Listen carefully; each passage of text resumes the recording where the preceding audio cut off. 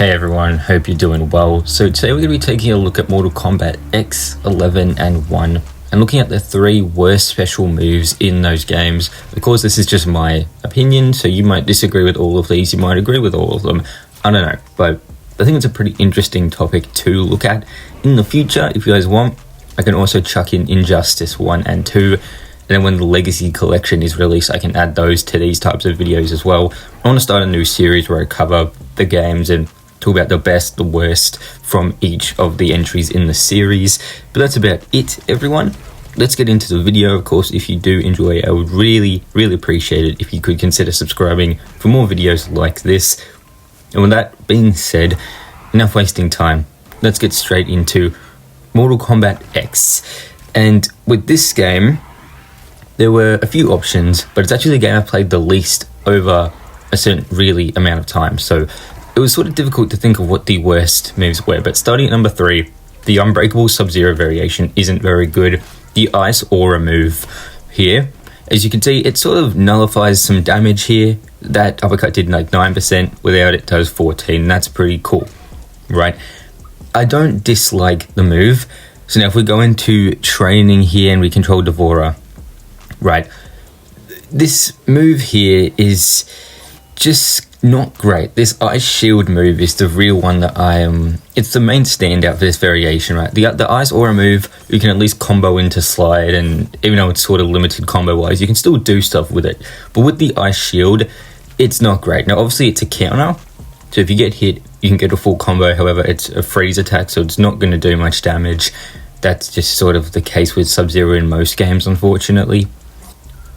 Now, again, once we go back into the settings here, we'll quickly change this up here. Sorry, I haven't played this game for a bit, so the menus are sort of, I can't quite remember how to do specific things. We've just got to find a specific move as a reversal to sort of show it off.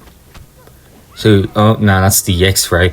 And unfortunately, I cannot skip this. I'm sorry. Yeah, we'll just have to sit through this. But the point I'm trying to make here is that basically any move, like a teleport especially, that goes behind you is not going to work. Now, if we try to do a attack here, and then we'll try to set up the shield, we're going to see if we can block in time, which I don't think we can. So it's like it negates that type of thing, like a projectile. But then if we wanted to use a different type of move, like sometimes it just doesn't come out, but if we can find a different reversal attack here, hopefully not the X-ray again. So if we do an attack here, block it. As you can see, I was trying to hold block there in the bottom left. You can see I'm holding R2, but it doesn't come out in time. So you're very unsafe if you do this, and you're punished, which is going to happen quite a bit, right? Most people will try to play patient in this instance, especially if you do an attack like this one here, which isn't unsafe, the double low, because you can block in time. So if you go for the shield there, you're going to get punished. And as you can see, full screen there, still doesn't work. If I try to set it up, like I think a projectile is coming like that one, I can easily lose there. And that's what really sucks about this move, is that it's sort of useless. Like, yeah, it works as a counter, but you're not getting much damage for it. And if it does, if it works, cool, like a 20% combo at most, really, in most instances. But if it doesn't, you can get fully punished. People with teleports can just avoid it entirely and hit you from behind. Even if you amplify the move, just doesn't really do much. So that's why I put it at number 3, is that it's okay, it has a purpose, but it doesn't work a lot of the time. Next up we have Quan Chi, and it's his airdrop move that you're seeing right here. This move is pretty cool, can be used to end combos and stuff, but the reason I think it's one of the worst moves in this game is because it is a armored wake up move, I believe, but you can also entirely dodge this move. It's a move that's actually quite slow. You can actually read it from full screen. You can jump it if you are expecting the move to come out. Now, you can do it in random spots like there. You might not expect it if he's right up in your face. But we'll quickly head over to the AI options, and then we change a couple things. So, for instance, actually, no, you know what we'll do? We'll change to Devourer, and we'll make Quan Chi do the sky drop. I'm going to show you guys, you can avoid this move just by jumping. So I'm going to get Quan Chi to do it here, and as you can see, you can just jump out of the way. If it does it on wake up, you can very easily read it in time. Now, sure, I know it's coming, But still, if you expect it, you can even hit him out of the air as well, right? So wait for him to do it here. You can just easily hit him out of the air. You can even get a combo if you're expecting it, right? So this move isn't too great. Now, as you can see, he actually hit me that time. Sometimes he'll trade, but he's not getting a full combo from it. You might be able to if you can read this. So we'll try and do it again. As you can see, get a full hit there. That time we traded, so he got a hit, but so did I. And depending on where you are as well, maybe you can actually get like a bit of a combo from it, right? If I can time it here, luckily I did. I don't know how to play Devora, but you can get a mini combo from it too. So he doesn't gain anything, but if you punish him, you get a lot. Now I'm pretty sure you can actually backdash this as well. Maybe forward dash, but I would stick to backdashing.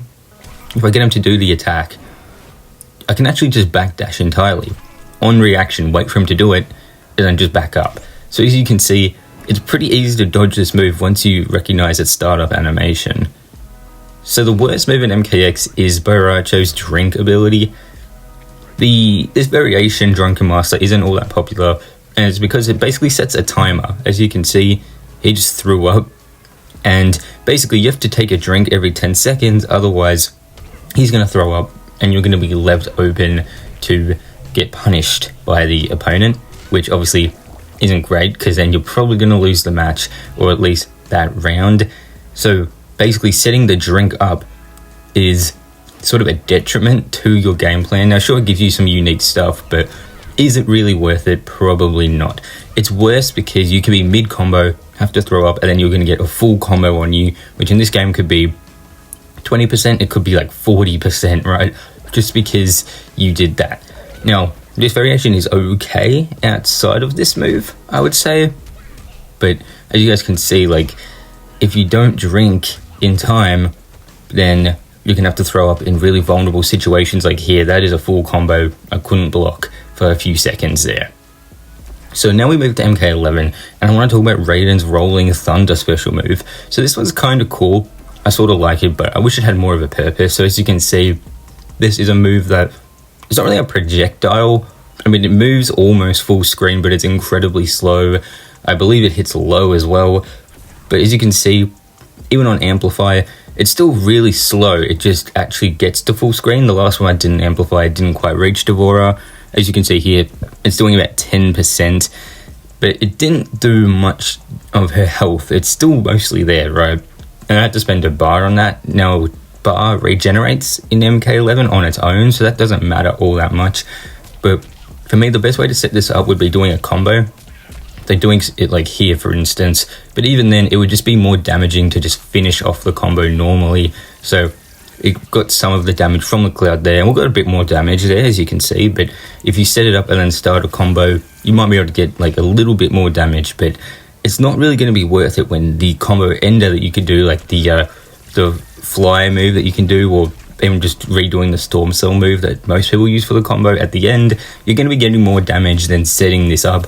It's also a bit risky because you can't really block in time depending on where you are on the screen. If you try to set it up, like if you drop a combo intentionally to set this up, you might not have enough time to block, right? So you could potentially get punished for going for this. Now maybe you could use it as like they're on like 1 HP or something, like they're really close to dying, and you can set this up. Maybe they can't avoid it, especially if they're right in your face or they're in the corner, but if they have a teleport, they can probably very easily avoid this move. So I think it's a sort of a gimmicky move. I wouldn't recommend using it competitively or anything, but yeah, I think that this move could be set up maybe after like this throw here, but it still sends them pretty far away. So maybe in the corner, like after a situation that leaves them kind of vulnerable and they have to wake up, you can, chuck this move out. But keep in mind, this game has so many wake up attacks that you'll probably get hit if you're really, really close to the opponent. But if you're not close to the opponent, this isn't really going to work, because again, they can just teleport on reaction or just get hit by it, because it's not really going to do much, right? So I'm pretty sure it's actually unblockable because it's so slow that it's not going to do much. So in the corner, 1 hit away, maybe it could kill them, but it's still pretty useless. So next up, we have Scarlet's Ritual Sacrifice move. This move sucks. As you can see, by doing this move, I've actually taken more health away from me than I have Devourer, and I'm not going to spend too much time on this move because I've already explained why it sucks.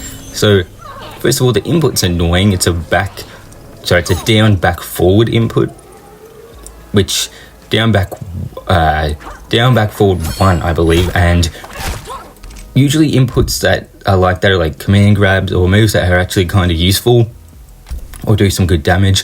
This does bad damage, it doesn't really do anything, and it does more damage to Scarlet, which is bonkers, to be fully honest. Now, if you are sitting in a situation where you have 80% health and your opponent has like 10, sure, maybe you might want to risk it. You'll get your health depleting a little bit, but maybe it gets them closer to death, or maybe you can use it to just fully win the round.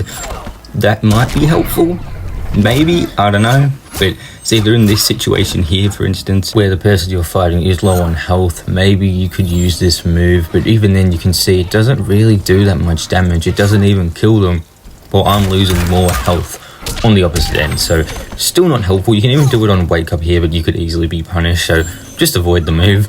Now this one, everyone I think knows this move kind of sucks, so I'm not really going to spend much time on it. The Terminator Endoskeleton, this move's banned competitively, and all it is once you're low on health, you turn into the Endoskeleton, but you can't jump or do anything. You can't do combos or block. It's literally just basic attacks. Now in this footage here, I actually did manage to win, but that's just because I had the AI set to easy. I intentionally lost a round to show this off. You have to lose a round and win a round, I believe.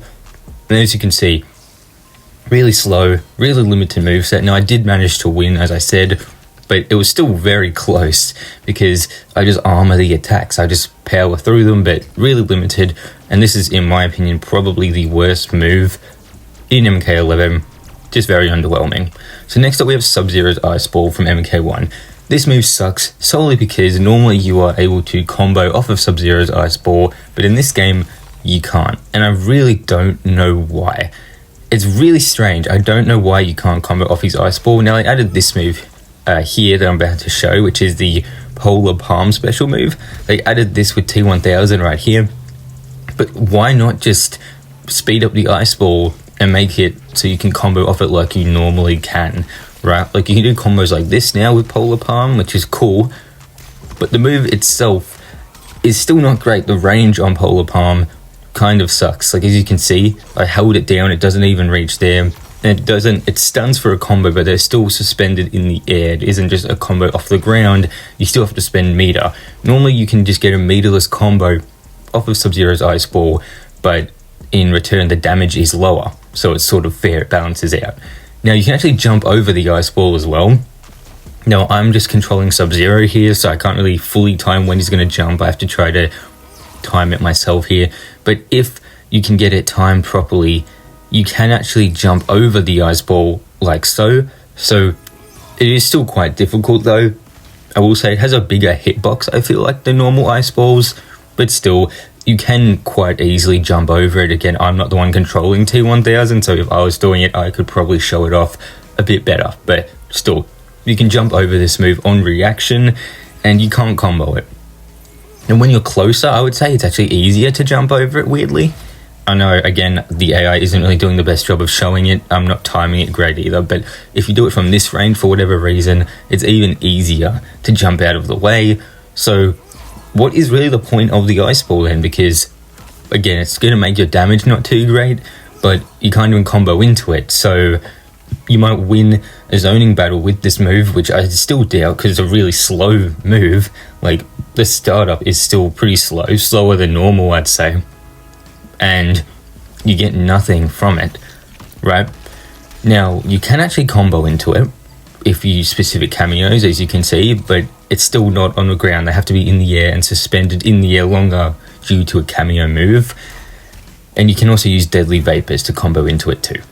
Now, the second worst move, yeah, still, is sort of a cheat, and it's the Cameo Cyrax Net. I think I'm missing something with this move because this move sucks. A few people use the Cyrax Cameo, and I think it's more so for the spinning blade moves and maybe the bomb setups, but this move sucks. Normally you can combo into it, and I will say the AI catches me with this all the time. when I start a round, I'm trying to do a combo, I might jump in to get more damage. I always get caught by the net. But I feel like if I ever play online or if I try this move, it never catches anyone because it's so slow. You can jump over it. It can actually catch you in the air sometimes though. You might be able to get a little combo, but for similar reasons as to Sub-Zero's Ice Ball, you can't get a combo of it. You can't get a 2 or 3 hit combo into net and then keep the combo going. So it just feels somewhat pointless. Now this spinny move here is probably the main reason why people would use the Cyrex cameo, but still, I hate this move. It's useless. Next up is Ermac, and I think his whole moveset kind of sucks in MK1. I know I'm probably alone in that boat. I think most people really like him in this game. Aside from his like aesthetic and his skin and stuff, I do not like Ermac in this game, and I think his gameplay is kind of boring. One of the only boring characters in the game. You need to spend meter for basically all of his combo options, aside from a couple of launches, but even then to keep a combo going, you need a decent amount of meter. I think a lot of his moves aren't great. However, the teleport's okay. And I think some of this move here in particular, I think, is pretty crappy. It doesn't do anything. When you amplify, you can't get a combo from it or anything like that. The range isn't very good. Unless there's something I'm missing about this move, maybe I am. Maybe it has armor or something, I don't know. But still on amplify, you can see even from pretty close range, doesn't hit. So pretty useless. And that is my list of the 9 worst special moves across MKX 11 and 1. Sorry I didn't make it 10, but it was 3 per game, so that's just how it works out, unfortunately. But consider subscribing if you want to keep up to date on the next video, which I hope will be the best special moves in Mortal Kombat games. Thank you for watching, I really do appreciate it, and I hope you all have a great day.